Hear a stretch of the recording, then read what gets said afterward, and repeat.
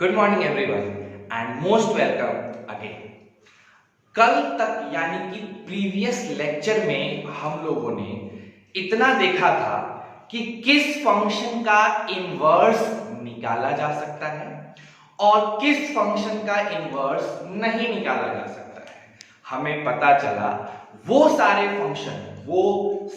Function जो 1 1 on 2 होते हैं उनका इनवर्स निकालना पॉसिबल है। हमने एक छोटा सा एग्जांपल देखा था साइन का। हमने बताया था कि साइन के ग्राफ को ड्रॉ करने पे मुझे पता चला कि वो 1 1 फंक्शन नहीं है। ठीक, तो इसके लिए हमने उसके डोमेन को रिस्ट्रिक्ट किया और उसके रेंज को भी रिस्ट्रिक्ट कर दिया। डोमेन और रेंज को रिस्ट्रिक्ट करने के बाद जो फंक्शन बना उस फंक्शन ने देखा कि वो 1 1 भी था और on 2 भी। ठीक है, तो उसका डोमेन निकाला, आई मीन उसका इनवर्स निकालना पॉसिबल था और हमने करके दिखाया। अब कल एक छोटी सी ही बात मैंने बताई थी, उसको बहुत डेप्थ में लेके नहीं गए थे। आज उसी चीज को थोड़ा और डेप्थ में लेके जाना है और चीजें थोड़ी ज्यादा क्लियर करनी है। ठीक, तो बिना देर किए लाइक करो, शेयर करो, सब्सक्राइब करो और प्रेजेंट सर कहना मत भूलना। प्रेजेंट सर के साथ स्टार्ट करते हैं अपने आज का लेक्चर। ओके, चलो। तो सर कुछ छोटी छोटी बातें थी, जैसे पहला था कि अगर f of x is equal to sine x है, तो अगर मैंने इस f को डिफाइन कर दिया -π/2 से लेके π/2, ये इसका डोमेन हो गया। और अगर मैंने इसका रेंज कर दिया -1 से 1 यानी कोडोमेन, तो ये फंक्शन 1 1 on 2 हो जाता है। तो ये फंक्शन क्या हो जाएगा? ये फंक्शन हो जाएगा 1 1 एंड और 2 दोनों हो जाएगा। जब ऐसा होगा तो इसका इनवर्स निकालना पॉसिबल है और हमने उसका इनवर्स को कैसे लिखा? f इनवर्स x, जो किसके बराबर आ गया? साइन इनवर्स x के। और इस f इनवर्स का डोमेन क्या हो गया? जस्ट इसका जो कोडोमेन था -1 से 1 और ये कहां तक जाएगा? -π/2 से π/2। और ऐसा क्यों? ये हम लोगों ने ग्राफ से देख के समझा था। ऐसा क्यों? ये ग्राफ से देख के समझे थे। अब उसी ग्राफ को मैं एक बार और ड्रॉ करना चाहता हूं। ठीक, एक बार और उसी ग्राफ को हम लोग देखते हैं।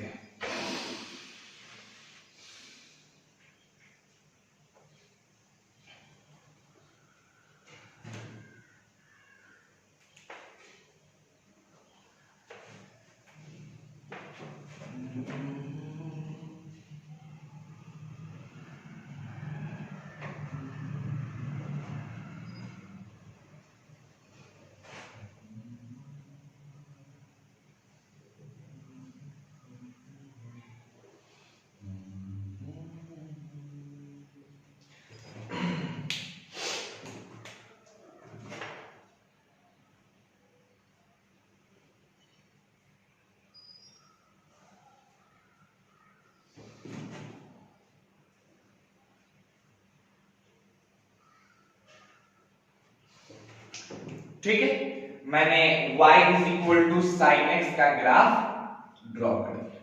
y is equal to sine x का ग्राफ ड्रॉ कर दिया। ठीक, कल हमने आपको बताया था कि ये 0 होगा,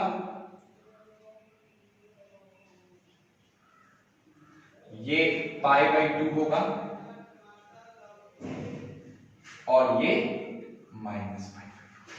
अब अगर आप ध्यान से देखो तो -π/2 से π/2 के बीच में अगर हम एक डंडा खींचते हैं तो मात्र एक बार काटेगा एंड दैट्स व्हाई ये 1 1 on 2 बन गया। लेकिन यही चीज हम π/2 से लेके 3π/2 में भी तो कह सकते हैं। इसके बीच देखो, इसके बीच, बाकी सबको भूल जाओ, बस इसको देखो। तो इसके बीच भी तो बस एक ही बार काटा। 3π/2 से लेके 5π/2 के बीच भी तो एक ही बार काटेगा। माइनस पाई बाई टू से लेके माइनस 3 पाई बाई टू के बीच भी तो एक ही बार काटेगा। यानी सर आप कहना चाहते हो कि अगर मेरा डोमेन, समझना मेरी बात को, डोमेन ऑफ साइन एक्स बराबर एफ एक्स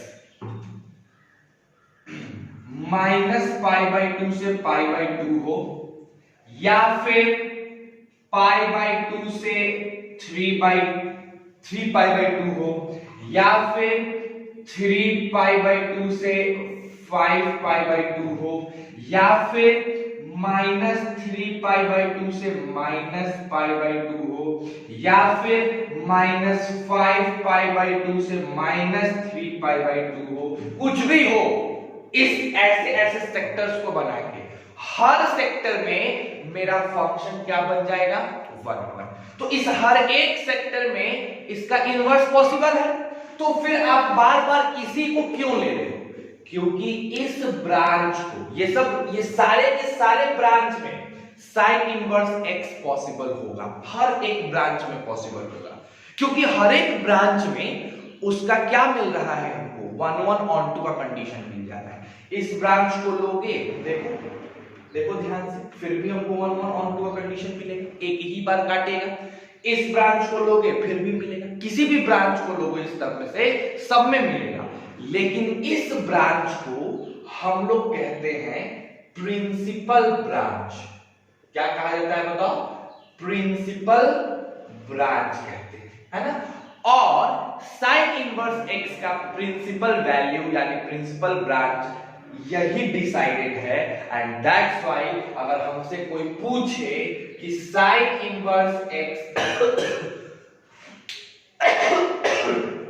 का डोमेन और रेंज बताओ, तो डोमेन यही होगा और रेंज ये हो जाएगा। आ रही है बात समझ में? क्यों? क्योंकि इसको प्रिंसिपल ब्रांच डिफाइन किया गया है, और हम जितने भी ट्रिग्नोमेट्रिक फंक्शन की बात करते हैं वो सब के सब प्रिंसिपल ब्रांच के लिए ही परिभाषित है। इन सब ब्रांच में भी होता है, इन सब ब्रांच में भी आंसर आता है, हम उस पर भी बताएंगे, लेकिन मेरा प्रिंसिपल ब्रांच कौन है? तो अभी हमारी स्टडी किस पे कंसंट्रेटेड है? प्रिंसिपल ब्रांच पे, है ना। तो अगर आपको कोई पूछता है कि fx = sin x कब इनवर्स में निकाला जा सकता है, इसका इनवर्स कब निकाला जा सकता है? जब इसकी डोमेन -π/2 से π/2 हो और -1 से 1 हो। तो कोई पूछ लेगा कि सर π/2 से 3π/2 में नहीं निकालोगे? निकाल सकते हो, लेकिन वो प्रिंसिपल ब्रांच नहीं होता है, और हम लोग प्रिंसिपल ब्रांच से ही चीजों को डिफाइन करते हैं। ठीक, तो ये प्रिंसिपल ब्रांच हो गया और इसका इनवर्स हो जाएगा ऐसे। अब बताओ, अगर इसका साइन इनवर्स एक्स का अगर हम डोमेन पूछें क्या बोलोगे? ये। और अगर हम साइन एक्स का रेंज पूछें ये। लेकिन अगर हम तुमसे पूछ रहे साइन इनवर्स एक्स का डोमेन -1 से 1 और साइन इनवर्स एक्स का रेंज -π/2 से π/2, ये याद होना चाहिए कि इसका डोमेन क्या है और इसका रेंज क्या है। बहुत इंपॉर्टेंट चीज है, क्लैरिटी है। अच्छा, ये सब हो सकता है कि नहीं? हो सकता है। क्यों हो सकता है? क्लियर हुआ ग्राफ के थ्रू? अब इसको पहले नोट डाउन करो, फिर इसके इनवर्स का, जैसे ये जो ग्राफ है ये साइन एक्स का ग्राफ है। अब साइन इनवर्स एक्स का ग्राफ कैसे बनेगा ये बताते हैं, पहले इसको उतारें, ठीक है।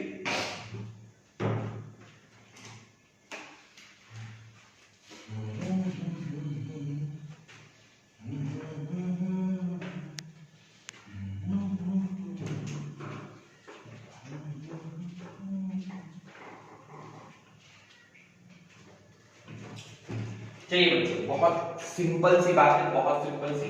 क्या देखने वाले हैं हम लोग? हम लोग देखने वाले हैं graph of sine inverse x बराबर y, ठीक है। इसका ग्राफ हम लोग को देखना है y बराबर साइन इनवर्स एक्स का। एकदम सिंपल ग्राफ होता है, देखो क्या होता है, एकदम सिंपल सा। तुम जो काम यहां करते थे ना x एक्सिस पे, अब वही काम y एक्सिस पे करो। अब वही काम ऐसे y एक्सिस पे, ठीक है।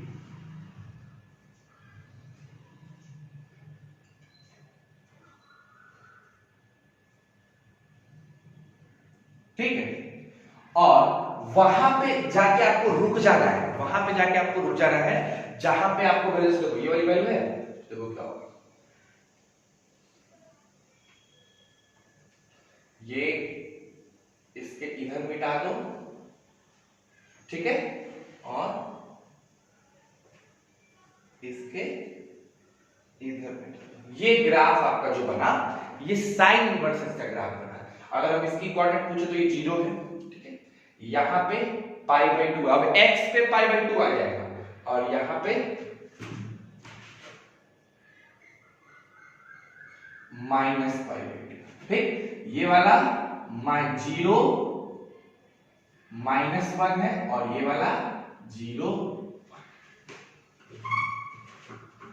मिल गया आपको सारा कोऑर्डिनेट, कोई दिक्कत? तो ये जो ग्राफ बना, ये साइन इनवर्स एक्स का ग्राफ है, ठीक है। अब देखो एक और इंपॉर्टेंट बात आपको बताते हैं, कहता है कि if the graph of y is equal to f x is कुछ भी, इफ द ग्राफ ऑफ, या फिर रख लो ऐसे, the graph of y is equal to f x is mirror, या f inverse x, y equal to f inverse x is mirror image of y is equal to fx by the line y बराबर x। इसका मतलब समझो, इसका मतलब समझो, sin x का graph जो हमने बनाया था वो हमने ऐसे बनाया था, ठीक है, और इसके बाकी के इस पोर्शन को भूल जाओ और इसके इधर के पोर्शन को हम लोग क्या करते हैं, भूल जाते हैं। ये दोनों पोर्शन को हम लोग भूल जाते हैं, ठीक है। ये वाला पोर्शन मेरा क्या है बताओ, π/2, और ये वाला पोर्शन मेरा क्या है बताओ, -π/2। अब तुम चाहते हो कि sin x का नहीं, ये ग्राफ किस चीज का है बच्चों, y is equal to sin x का। अब आप चाहते हैं कि हमको sin x का ग्राफ नहीं चाहिए, हमको sin इनवर्स x का ग्राफ चाहिए, y बराबर sin इनवर्स x का। तो क्या करो कि यहां पे एक लाइन ड्रॉ करो,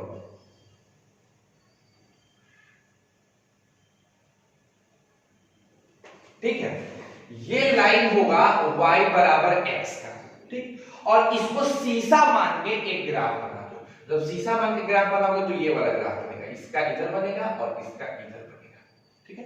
और जब इस पुराने ग्राफ को तुम मिटाओगे तो देखो तुमको यही वाला ग्राफ दिख रहा है, ये वाला ग्राफ बन जाएगा। तो कभी भी याद रखना, किसी फंक्शन के इनवर्स का ग्राफ, किसी फंक्शन के इनवर्स का ग्राफ उस फंक्शन के ग्राफ का मिरर इमेज होता है, किसके अबाउट, y बराबर x के अबाउट मिरर इमेज होता है, ठीक है, y बराबर x के अबाउट। इसके बारे में हम लोग और डिटेल में पढ़ेंगे, जब फंक्शन चैप्टर पढ़ेंगे ना तो बहुत डिटेल में इन सब चीजों को पढ़ेंगे। लेकिन अभी के लिए याद रख लो कि किसी भी ग्राफ के इनवर्स का ग्राफ, किसी भी इनवर्स फंक्शन का ग्राफ उस फंक्शन के मिरर इमेज होता है y बराबर x के अबाउट, ठीक। तो ये किसका ग्राफ हो गया बताओ, साइन इनवर्स x का। अब इस ग्राफ से कुछ कंक्लूजन्स निकलते हैं, क्या कंक्लूजन्स निकलते हैं, देखो क्या कंक्लूजन निकलते हैं। अच्छा बताओ, एंगल देखो यहां पे बढ़ जा रहा है 0, π/2, यहां क्या रखोगे, जैसे पहले हम एंगल्स रखते थे तो हम लोग को क्या मिलता था, एंगल रखने पे क्या मिलता था बताओ, एंगल रखने पे हम लोगों को मिलता था रेशियो। अब रेशियो रखेंगे तो हम लोग को क्या मिलेगा, एंगल। तो देखो जब ऐसी बात है ना तो यहाँ π/2 नहीं होना चाहिए बाबू, यहाँ होना चाहिए 1 और यहाँ होना चाहिए -1 और ये होना चाहिए 0 -π/2 और ये होना चाहिए 0 और π/2। क्योंकि देखो जैसे जैसे इसमें x रखोगे, ये x एक्सिस है ना, तो तुमको y एंगल में मिलेगा। तो जैसे जैसे तुम x में बढ़ रहे हो तुम्हारा एंगल भी बढ़ रहा है, x घट रहे हो तुम्हारा एंगल भी घट रहा है। तो हम कह सकते हैं on increasing the value of input, the value of output also increases। So it is a increasing function. तो साइन इनवर्स एक्स कैसा फंक्शन घोषित हो गया? Sine inverse x increasing function घोषित हो गया। यानी हम अगर उसमें रेशियो का मान ज्यादा रखेंगे तो एंगल भी क्या आएगा? ज्यादा आएगा। यानी अगर तुमको कहीं पे भी ऐसा लिखा हुआ मिल जाए, समझो ऐसा लिखा हुआ कि x1 is greater than x2, ठीक है, तो गारंटेड है कि साइन इनवर्स x1 और साइन इनवर्स x2 में कौन सा साइन लगाओगे? ग्रेटर देन का ही साइन लगाओगे, क्योंकि अगर इनपुट ज्यादा है तो उनका आउटपुट यानी साइन इनवर्स x भी क्या आएगा? ज्यादा आएगा। तो इस बात को ध्यान रखना कि sign inverse x continuously increasing function है। अब टोटल बातों का कंक्लूजन और इस पे बेस्ड क्वेश्चंस कितने टाइप के आ सकते हैं वो देखा जाए। एकदम सिंपल बात, एकदम कंक्लूड करो, एकदम कंक्लूड, कोई 3-5 नहीं। इनवर्स फंक्शन उन्हीं फंक्शन का निकाला जा सकता है जो 1 1 on 2 होते हैं, ठीक। साइन एक्स जो फंक्शन था ट्रिग्नोमेट्रिक फंक्शन, वो 1 1 on 2 नहीं था। हमने उसके डोमेन को -π/2 से π/2 किया और उसके को डोमेन को उसके रेंज के बराबर यानी -1 से 1 कर दिया। इससे मेरा sin x 1 1 on 2 फंक्शन बन गया और उसका इनवर्स निकालना पॉसिबल हो गया। उसके इनवर्स को हमने sin इनवर्स x से रखा। साइन इनवर्स x में हम रेशियोज डालते हैं तो हमें एंगल बाहर मिलता है और इसका प्रिंसिपल ब्रांच -π/2 से π/2 होता है। जहां तक ग्राफ की बात है, इसका ग्राफ ऐसे बनता है, और जहां तक इसके इंक्रीजिंग का बात है तो sign inverse x function always एक इंक्रीजिंग फंक्शन है, ये डिक्रीजिंग फंक्शन नहीं है। इंक्रीजिंग फंक्शन का मतलब है अगर आप इनपुट को बड़ा डालोगे तो आपको आउटपुट भी बड़ा मिलेगा, छोटा नहीं मिलने वाला है। आ रही है बात समझ में? तो इतने चीजों को उतारो, फिर इस पे बेस्ड जो क्वेश्चंस बन सकते हैं, टोटल क्वेश्चंस हम लोग करके देखते हैं। चलो फटाक से उतारो।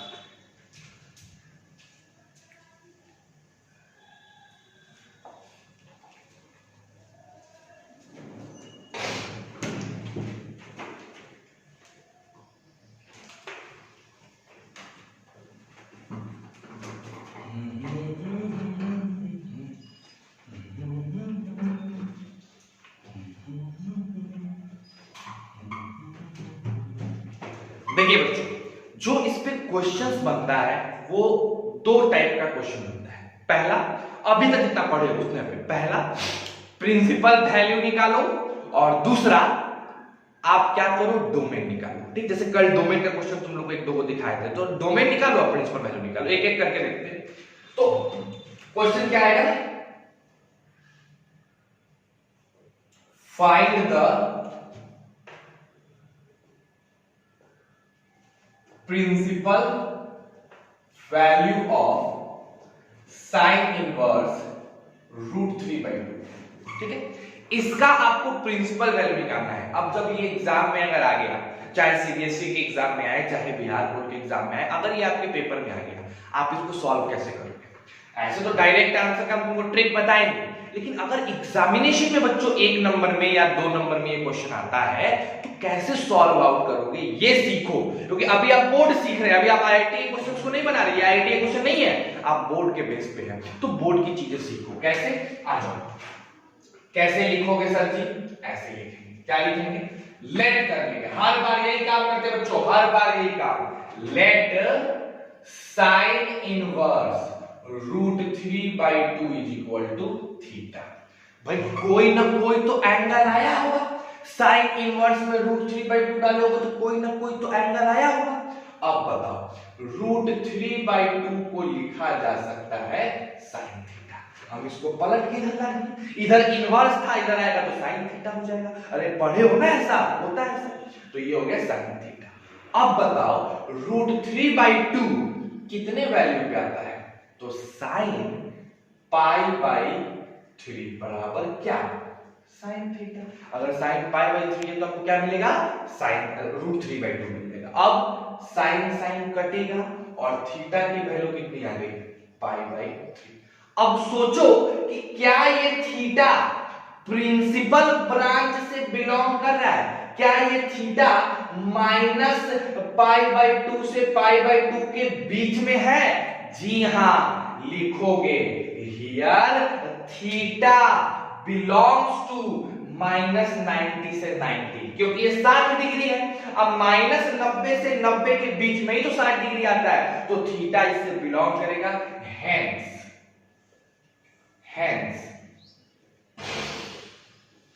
Principal value of sine inverse √3/2 is equal to 60 degree is equal to π/3। बन गया आपका आंसर। है यही आपका आंसर हो जाएगा। या आप चाहो तो ऐसे बॉक्स बना के लिख दो कि यही मेरा आंसर है। कोई दिक्कत? आई होप आपको क्लियर हुआ होगा। ऐसा कोई भी क्वेश्चन हो ऐसे ही थीटा मान के बनाते हैं। पहले इसको उतार लो, फिर हम लोग और आगे क्वेश्चन करते हैं। Do it fast.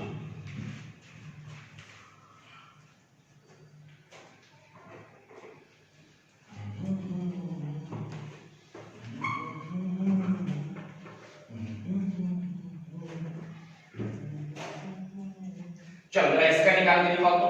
इसका निकालो। Sign inverse -1/2। 2 मिनट पॉज करो और 2 मिनट निकाल के दिखाओ। सबका आना चाहिए फटाक से।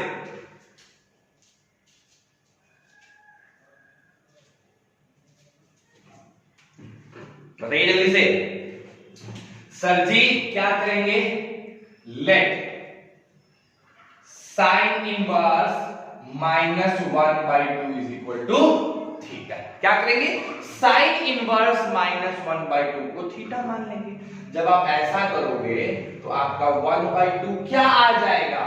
1/2 साइन थीटा आ जाएगा। -1/2 साइन थीटा। अब खुद सोचो, माइनस को रहने दो, ठीक है।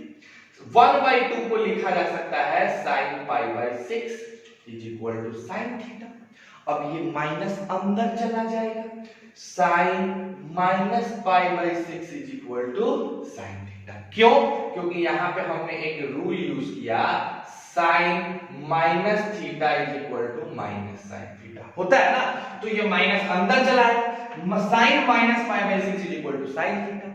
साइन साइन कट जाएगा और थीटा की वैल्यू -π/6 आ जाएगी। अब तुम खुद सोचो, क्या ये -π/6 बिलोंग करता है?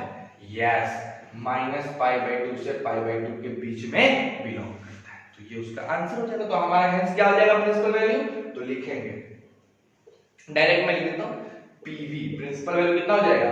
-π/6। आ गया आंसर। एकदम सिंपल सी बात है, ठीक है। उसी तरीके से तीसरा नंबर जरा क्वेश्चन बना के दिखाओ मेरे को।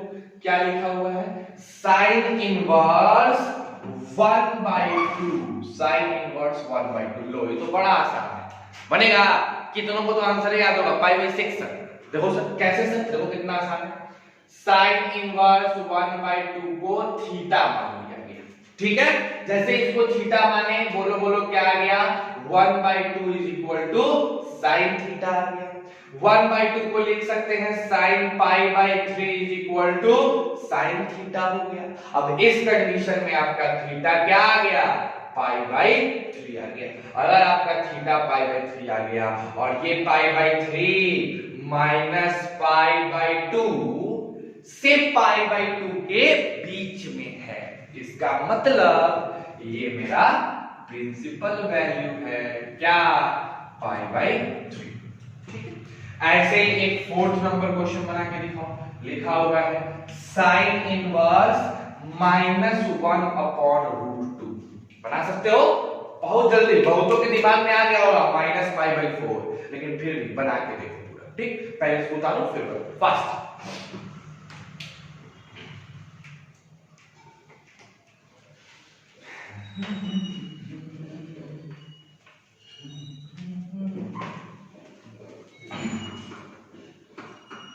चलिए सर आते हैं मेन टॉपिक पे आते हैं।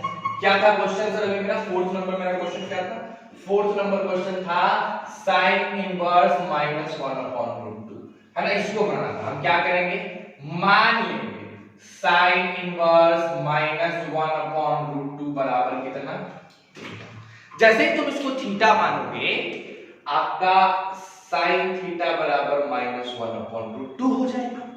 अब साइन थीटा को हम लिखेंगे माइनस साइन पाई बाई 4 लिखेंगे। अब ये साइन थीटा वैसा ही रहेगा, ये माइनस अंदर चला जाएगा तो साइन माइनस पाई बाई 4 हो जाएगा। अब बताओ ये थीटा की वैल्यू क्या हो जाएगी, माइनस पाई बाई 4 हो गया आंसर। सिंपल सा बात, ठीक है। चलो अगर इतने क्वेश्चंस पे आपका समझ आ गया तो पांचवा बना के दिखाओ मेरे को, पांचवा का आंसर कमेंट करके दिखाओ, ठीक। बहुत शानदार क्वेश्चन है पांचवा। क्वेश्चन क्या है, sine inverse cos sine inverse minus √3/2 बताए, इसका आंसर बनाएगा मेरे लिए। Come on do it fast.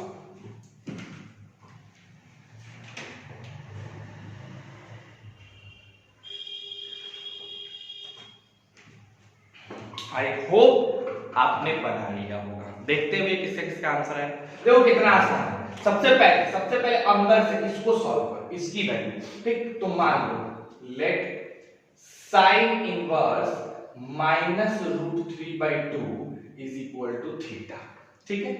तो हमारा साइन थीटा आ जाएगा माइनस √3/2। तो यहां से साइन थीटा हो जाएगा माइनस साइन पाई बाई 3, यानी यहां से साइन थीटा हो गया साइन माइनस पाई बाई 3, तो थीटा की वैल्यू माइनस पाई बाई 3। तो इसको हटा के और क्या रख दिया जाए, माइनस पाई बाई 3। तो आपके पास क्या आ जाएगा बताओ, साइन इनवर्स कॉस, इसको तो हटा के क्या रख दिए, माइनस पाई बाई 3। अब बताओ cos minus theta cos theta के बराबर, तो क्या हो गया साइन इनवर्स 1/2। साइन इनवर्स 1/2 का वैल्यू जो निकाल के बैठे हो पाई बाई 6, तो आंसर क्या हो गया पाई बाई 6। कितना सिंपल क्वेश्चन था। इसी में और दो चार को भिड़ा दे, कोई फर्क पड़ेगा, कुछ फर्क नहीं पड़ेगा, ठीक है। तो समझना है, मेन बेसिक समझना है। क्लियर है, इसको उतारो फिर नेक्स्ट क्वेश्चन पे आते हैं।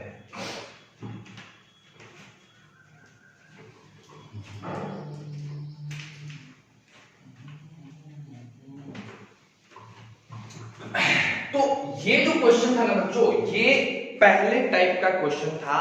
इसमें आपको प्रिंसिपल ब्रांच निकालना था, प्रिंसिपल वैल्यू निकालनी थी। तो अगर ऐसा क्वेश्चन आएगा आप आराम से बना सकते हो। प्रिंसिपल वैल्यू निकालने पे थीटा मानेंगे और वहां से आगे बढ़ जाएंगे, ठीक है। अब क्वेश्चन आता है डोमेन निकालने पे, कि डोमेन कैसे निकालोगे। तो जैसे देखो पहला क्वेश्चन हम लोग को डोमेन से लेते हैं, कि 6ठा नंबर क्वेश्चन है आज का। Find the domain of the following, ठीक है। जितने भी नीचे दिए गए हैं उनका डोमेन निकालना। पहला है साइन इनवर्स 2x माइनस 3, दूसरा है sine inverse minus x square, है ना। उसके बाद तीसरा है sine inverse x plus cos x, और चौथा है sine inverse root under x minus 1। ये चारों के डोमेन निकालने हैं। पहले 5 मिनट लो पॉज करके और तब इन चारों का डोमेन निकाल के दिखाओ, एक एक करके। कल मैंने डोमेन निकालना सिखाया है, तो 5 से 6 मिनट लीजिए और इन सब का डोमेन पहले खुद से निकालिए, फिर हम बताएंगे। Do it fast.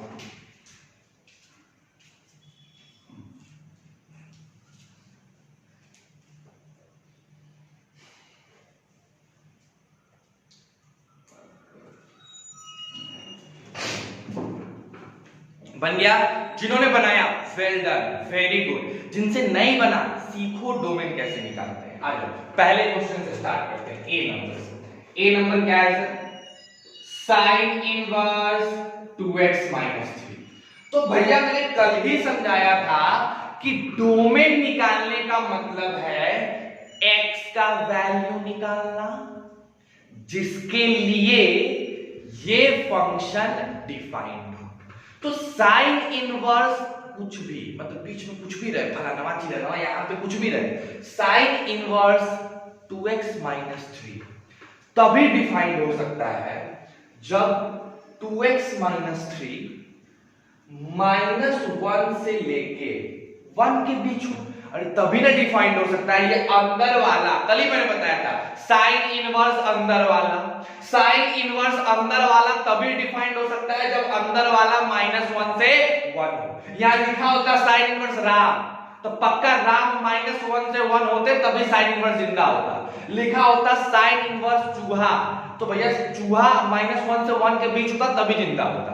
समझ लो बात को? तो भैया ये भी चीज -1 से 1 के बीच होगा। अब क्या करेंगे, 3 यहां 3 यहां 3 यहां जोड़ेंगे तो क्या हो जाएगा, -1 + 3, 2x - 3 + 3 एंड 1 + 3। बोलो क्लियर? -1 और 3 मिलके हो गए 2, यहां ये दोनों कट के हो गया 2x और यहां ये हो गया 4। नाउ जैसे ही तुम इसको 2 से डिवाइड करोगे ये हो जाएगा 1 और ये हो जाएगा 2। बताओ अपना डोमेन क्या आ गया पहले का, x बिलोंग्स टू 1 से लेके 2 तक, यानी 1 से 2 तक है तो अपना ये डिफाइंड है और नहीं तो नॉट डिफाइंड। पहला समझ आया?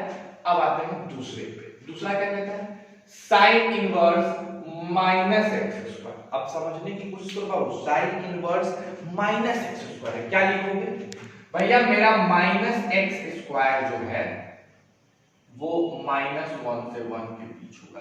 कितने लोग ऐसा सोच रहे हैं कि जो साइन इनवर्स -x² है वो -1 से 1 के बीच होगा? सोच रहे हो? वेरी गुड, बहुत अच्छी सोच है। माइनस से मल्टीप्लाई करो, जरा इसको माइनस से मल्टीप्लाई करो, माइनस से मल्टीप्लाई करोगे ये 1 हो जाएगा, ये साइन बदल के x² हो जाएगा और ये -1।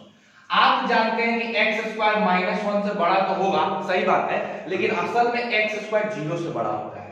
तो मेरा x² कहां से कहां तक हो गया, 0 से 1, क्योंकि हम इसको तो लेंगे ना -1 से बड़ा होगा, करेक्ट है, लेकिन असल में ये 0 से बड़ा होगा क्योंकि x का स्क्वायर है। तो अगर ये 0 से बड़ा है x का स्क्वायर तो मेरा x कहां से कहां के बीच होगा, अगर x मेरा x² 0 से बड़ा है तो मेरा x कहां से कहां के बीच होगा, तो मेरा x जो है वो कहां से कहां के बीच जाएगा, 0 से 1 के बीच जाएगा। नहीं जाएगा? सोच लो भाई, सोच लो, आराम से सोच लो। हो गया? अरे नहीं मेरे फादर, ये हो जाएगा x² ऐसा, 0 को तो हटा ही दो, तो x² -1 < 0। याद करो वेवी कर्व मेथड, याद आया? तो इसका आंसर क्या हो जाएगा, x बिलोंग्स टू -1 से 1। जितने लोगों ने इसको सही बनाया था वेरी गुड, लेकिन ये बहुत डिफिकल्ट है ना? अच्छा क्वेश्चन, क्लैरिटी है?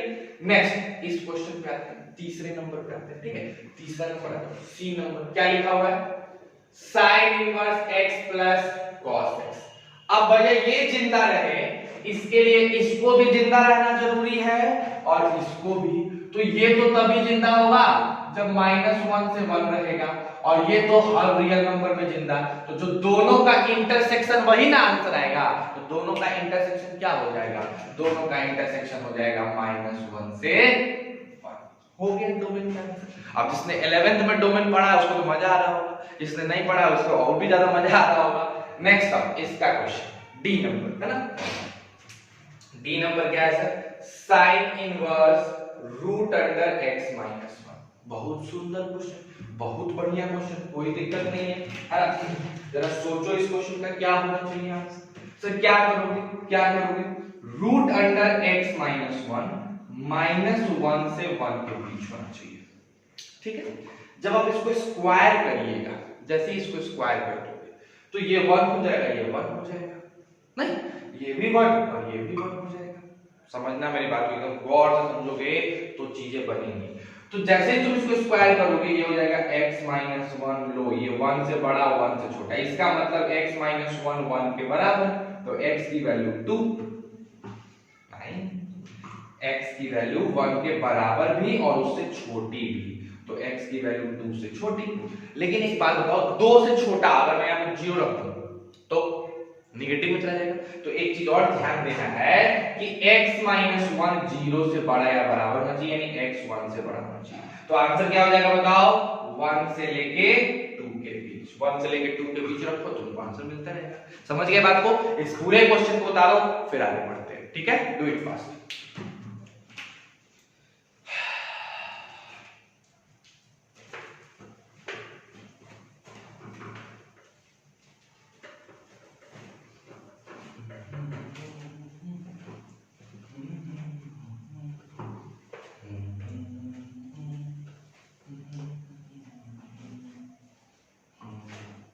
चलिए सर, तो यहां तक में हमने प्रिंसिपल वैल्यू के क्वेश्चंस को देख लिया, हमने डोमेन निकालने के क्वेश्चंस को देख लिया। अब बारी आती है दो और तगड़े तगड़े क्वेश्चन का। ठीक, तो आ जाओ अपना 7वां नंबर क्वेश्चन देखते हैं। 7वां नंबर क्वेश्चन क्या कहता है? कहता है if x comma y comma z belongs to -1 से 1, फिर लिखता है सच दैट, इस तरीके से कि sign inverse x plus sine inverse y plus sine inverse z जो है वो -3π/2 के बीच में चला जाए। ठीक, तो अब कह रहा है फाइंड करेंगे, find x² plus y² plus z²। पहले 3 मिनट आप पॉज करके बनाइए, उसके बाद हम इसका सॉल्यूशन आपको प्रोवाइड करेंगे। Do it fast.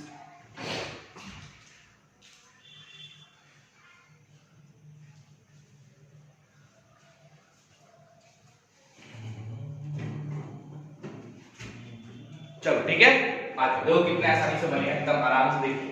तो सबसे पहली चीज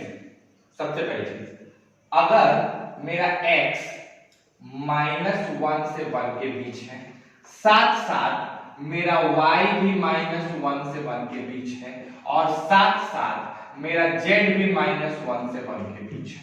ठीक, तो इनका साइन इनवर्स अगर निकालेंगे तो हम लिख सकते हैं साइन इनवर्स x जो होगा वो -90 से लेके 90 के बीच होगा, साइन इनवर्स y भी -90 से लेके 90 के बीच होगा, और साइन इनवर्स z भी -90 से 90 के बीच होगा।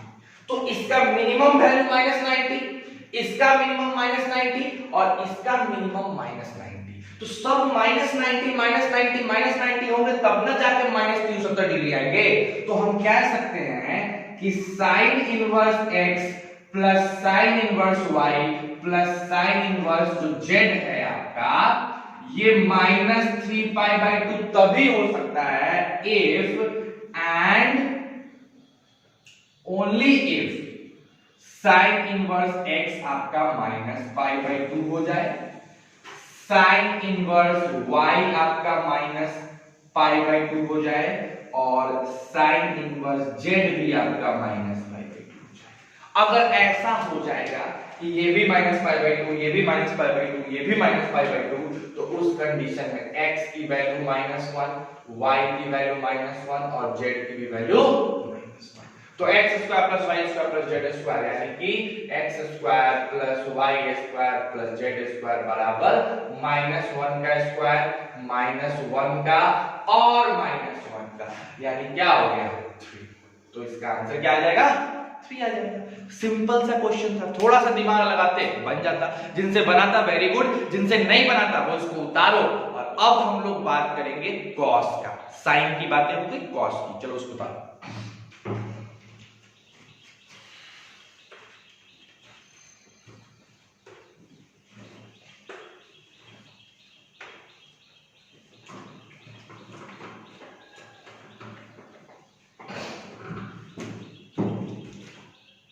चलिए बच्चों, हम लोग बात करने जा रहे हैं कॉस फंक्शन का, कॉस के बारे में कुछ जानेंगे। देखो साइन का हमने तुमको सारी चीजें बता दी, तुमको क्या करना है, आपको एक एक्सरसाइज है, एक्सरसाइज 4.1, ये एक्सरसाइज आपसे आज बनेगा। अभी का फिलहाल होमवर्क यही है, एक्सरसाइज 4.1 आपको बनाना है। ठीक है, अब हम आते हैं कॉस के फंक्शन का, कि कॉस का कैसे इनवर्स निकालते हैं या कॉस का बाकी सब चीजें कैसे करते हैं। तो बड़े ध्यान से समझना, फिर थ्योरेटिकल बातें आ रही है ना।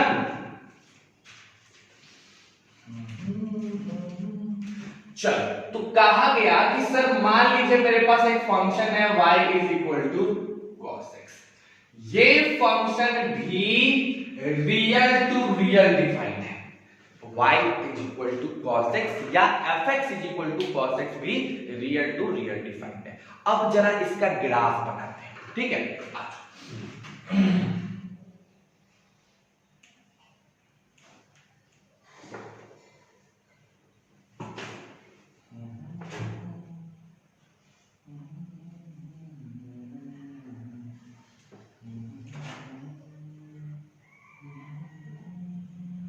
ये बन गया तुम्हारा y is equal to cos x का ग्राफ।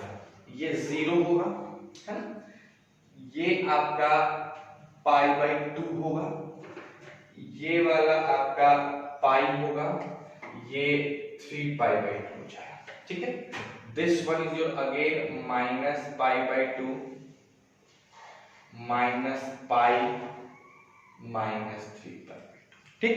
अब अगर यहां पे हम सोया डंडा बनाए, देखो ये कितने बार काटा, एक बार यहां एक बार यहां, 2 बार काटा। तो हमने कहा कि यार ये तो फिर 1 1 on 2 नहीं है, लेकिन इसको 1 1 on 2 बनाया जा सकता है। कैसे? तो हम क्या करते हैं कि हम 0 से शुरू करते हैं और पाई तक जाते हैं। बस हमारा जो डोमेन होगा वो 0 से स्टार्ट होगा, 0 से लेना स्टार्ट करेंगे हम लोग, और 0 से लेके कहां तक जाना है, सिर्फ और सिर्फ पाई तक। ना तो हमको पाई से आगे का कुछ सोचना है और ना ही हमको 0 से पीछे का कुछ सोचना है।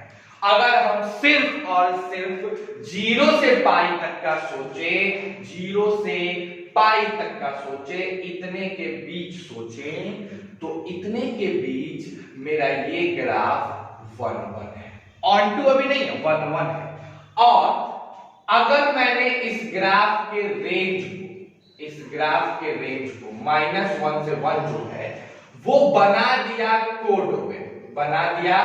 कोडोमेन, तो उस केस में ये कैसा हो जाएगा, ये ऑन टू भी हो जाएगा। तो हमने cos x के डोमेन और रेंज में हल्का सा बदलाव किया, और वो बदलाव क्या था, तो हमने अब नया फंक्शन लेके आए fx is equal to cos x, ये नया फंक्शन है। इसमें हमने डोमेन को कर दिया 0 से पाई और हमने कोडोमेन को कर दिया -1 से 1। इस सिचुएशन में इसका इनवर्स निकालना पॉसिबल हो गया, इसका इनवर्स निकालना पॉसिबल हो गया। और वो इनवर्स क्या हो गया सर, तो इसके इनवर्स को हमने लिखा f इनवर्स x, जो क्या था, cos इनवर्स x। क्या था, cos इनवर्स x। अब इसका डोमेन बताओ, f इनवर्स x का डोमेन -1 से 1, और अगर रेंज की बात करें तो 0 से पाई। अब बहुत बच्चे सोचेंगे कि सर यही काम -पाई से 0 में भी हो सकता है। जी हां सर, यही काम आपका 0 से जो पाई में हुआ, यही काम आपका पाई से 2 पाई में हो सकता था, यही काम आपका 2 पाई से 3 पाई में हो सकता था, यही काम आपका -पाई से 0 में हो सकता था। लेकिन मेरी डेफिनेशन प्रिंसिपल ब्रांच को लेके होती है, और इस ब्रांच को क्या कहा जाता है बताओ, इस ब्रांच को हम लोग कहते हैं प्रिंसिपल ब्रांच। आया बात समझ में? तो cos x को इन्वर्टेबल करने के लिए उसके डोमेन को 0 से पाई करना होता है, और कोडोमेन को रेंज के बराबर यानी -1 से 1 करना होता है।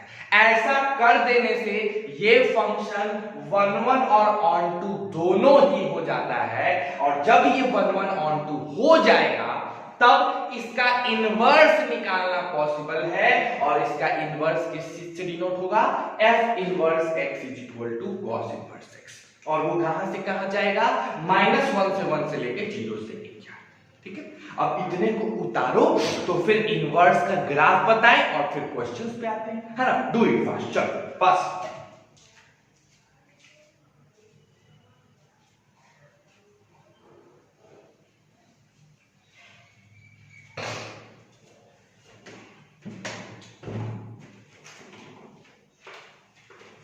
देखो बच्चों, जो बेसिक्स है ना, बेसिक्स में ही टाइम लगेगा। जैसे अभी जो तुम बेसिक्स देख रहे हो ना, ये चैप्टर पता है बहुत आसान चैप्टर है, बहुत ही आसान चैप्टर है। जब बना लोगे ना एक बार तुमको दिखेगा कितना आसान चैप्टर है, लेकिन इसके बेसिक्स को समझना जरूरी है। बिकॉज बहुत अच्छे लेवल के क्वेश्चन इस पे बना दिए जाते हैं, तो थोड़ा टाइम लगता है इसमें। हो सकता है 8-9 लेक्चर लगे, 10 लेक्चर लगे, लेकिन बहुत इंपॉर्टेंट टॉपिक है। एक बार ये टॉपिक क्लियर हो जाएगा ना तो आप अच्छे से पढ़ोगे, मजा आएगा आपको पढ़ने में कैलकुलस के पोर्शन को, ठीक है। लेकिन यहाँ पे खिचिर पिचिर बचेगा ना, इसलिए मैं बोल रहा हूँ कि जो भी दिक्कत है आप फोन करके पूछो ना कि सर ये वाला टॉपिक मेरे को नहीं समझ में आया, जरा फिर से बता दीजिए, तो मैं फोन पे बता दूंगा उस चीज को फिर से, या बोलूंगा कि एक बार और वीडियो देखो, ना क्लियर होता तो फिर हम बताते हैं। तो भाई इंटरैक्ट करो मेरे से, मैंने मना किया क्या इंटरैक्ट करने से, नहीं तो फिर है ना। चलो आ जाओ नेक्स्ट।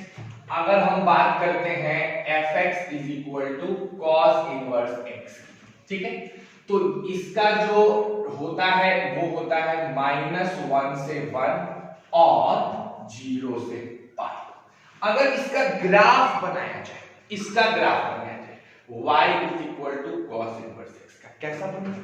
एकदम सिंपल बच्चों, एकदम सिंपल।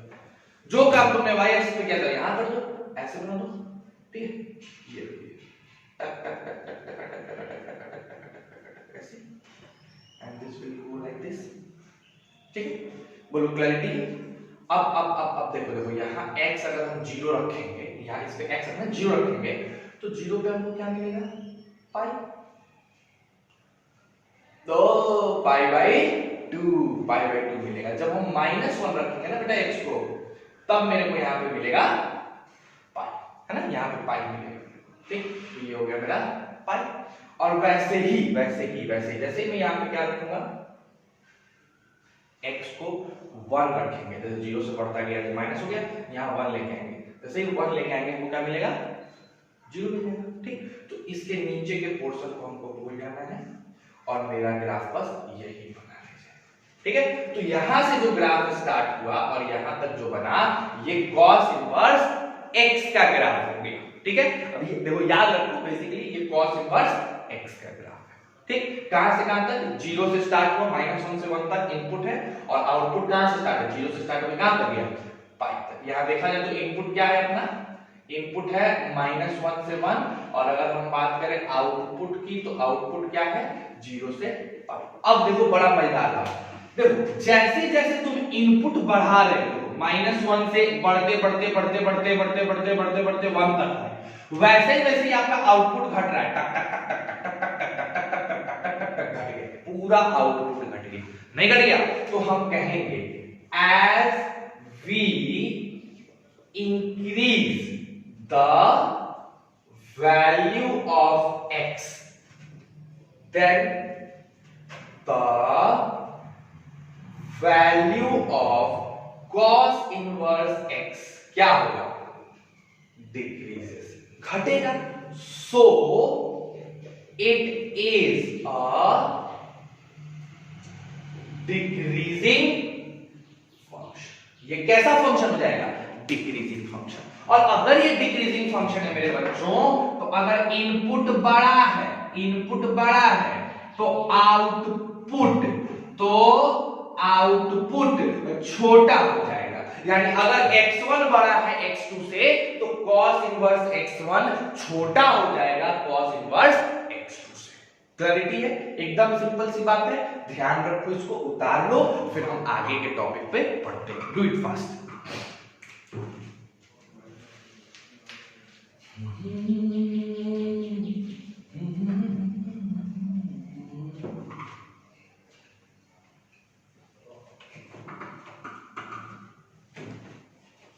चलिए बच्चों, तो हमने डेफिनेशंस बता दिया, कॉस का ग्राफ बता दिया। अब क्वेश्चंस कैसे आते हैं इस पे? जैसे साइन पे आता है प्रिंसिपल वैल्यू, डोमेन और थोड़ा बहुत टेढ़ा क्वेश्चन। तो प्रिंसिपल वैल्यू क्वेश्चन कैसा आएगा बच्चों? प्रिंसिपल वैल्यू क्वेश्चन कैसा आएगा? ये आएगा। चलो आ जाओ, आज का 8वां नंबर क्वेश्चन, cos इनवर्स √3/2 निकाल पाओगे? जो साइन में किए हैं वही यहां भी करेंगे। क्या करेंगे बताओ? Let cos inverse √3/2 is equal to theta. अब cos theta is equal to √3/2, जो काम वहां था वही काम यहां है। तो cos theta is equal to cos π/6, नहीं तो थीटा इज इक्वल टू π/6। बस चेक ये कर लो कि ये वाली थीटा 0 से पाई के बीच में है कि नहीं? हाँ, 0 से पाई का मतलब 0 से 180 के बीच, और ये तो खैर 30 डिग्री है, तो 0 से 180 के बीच 30 डिग्री आता है, तो मेरा यही आंसर हो जाएगा। ठीक, नेक्स्ट क्वेश्चन देखो 9 नंबर, cos इनवर्स मान लो ले लिया -1/2। ठीक, क्या करोगे? cos इनवर्स -1/2 बराबर थीटा, है ना? तो फिर क्या करेंगे sir? cos theta is equal to 1/2। ठीक, तो क्या लिखेंगे? cos theta is equal to minus cos pi by 3। अब बताओ, minus cos theta cos pi minus theta होता है, तो इस चीज को बदलेंगे कैसे? cos theta is equal to cos pi minus pi by 3, है ना? तो क्या हो जाएगा बताओ? cos theta is equal to cos 2 pi by 3। भाई cos cos कटा, थीटा की value 2 pi by 3। 2 pi by 3 का मतलब है 120 डिग्री, तो 0 से 180 के बीच में आता है ना 120 डिग्री, तो इसका आंसर क्या हो जाएगा? 2 पाई बाई 3। अब देखो बड़ा मजेदार बात है, कभी भी cos इनवर्स x का जो आंसर आएगा वो आंसर हमेशा पॉजिटिव में आएगा। जो भी एंगल आएगा वो हमेशा पॉजिटिव में आएगा, कभी निगेटिव एंगल नहीं आएगा। समझ रहे हो बात को? क्योंकि हमारा आंसर 0 से स्टार्ट हो रहा है और पाई में खत्म हो जा रहा है, 0 से 180 के बीच में आ रहा है, तो हमेशा इसका आंसर कैसा आएगा? पॉजिटिव आएगा। ठीक है, तो इस पे बेस्ड कुछ क्वेश्चंस है आपकी साइज में, आप उसको बना सकते हैं। बस सबसे पहले इसको उतारिए, फिर आगे बढ़ते हैं।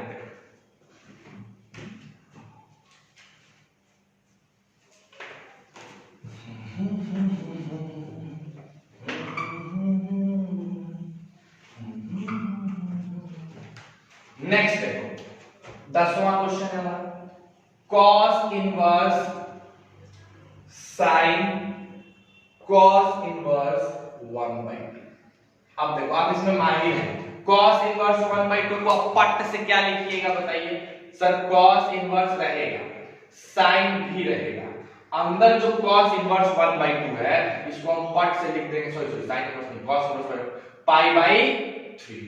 अब sin पाई बाई 3 क्या हो जाएगा? 1/2 हो जाएगा, ना? पाई बाई 3 1/2 होगा? सोचो नहीं, √3/2 होगा। cos इनवर्स √2/3 पाई बाई 6 हो जाएगा। आगे आंसर, तो इस तरीके से आपको क्वेश्चन बनाने हैं। ठीक, तो आज का टॉपिक मैं यहीं पे खत्म कर रहा हूं, थोड़ी तबीयत सही नहीं है मेरी आज, तो यहीं पे टॉपिक को एंड कर रहे हैं, ज्यादा एफर्ट लगाने का मन नहीं है फिलहाल अभी, तो यहीं पे आज टॉपिक खत्म करते हैं। आपको होमवर्क मिल चुका है बच्चों, एक्सरसाइज 4.1 और 4.2, इस दोनों में 7-7 8-8 क्वेश्चन होंगे, मुश्किल से 16-17 बहुत होंगे, 20 क्वेश्चन होंगे दोनों मिला के। इन दोनों को पूरा बढ़िया से बनाओ, कोई दिक्कत है 3 से 5 के बीच पूछो, और प्रॉपर्ली इस चीज को अच्छे से बार बार रिवाइज करते रहो। Revision is the soul of education, ये ध्यान रखना है। दूसरी चीज, घर पे रहिए, खुश रहिए, अपने पूरे फैमिली को खुश रखिए, और सबसे इंपॉर्टेंट बात, लाइक करो, शेयर करो, सब्सक्राइब करो। ठीक, ईमानदारी से पढ़ते रहो। आज के लिए बस इतना ही। Thank you very much. Stay safe and stay healthy.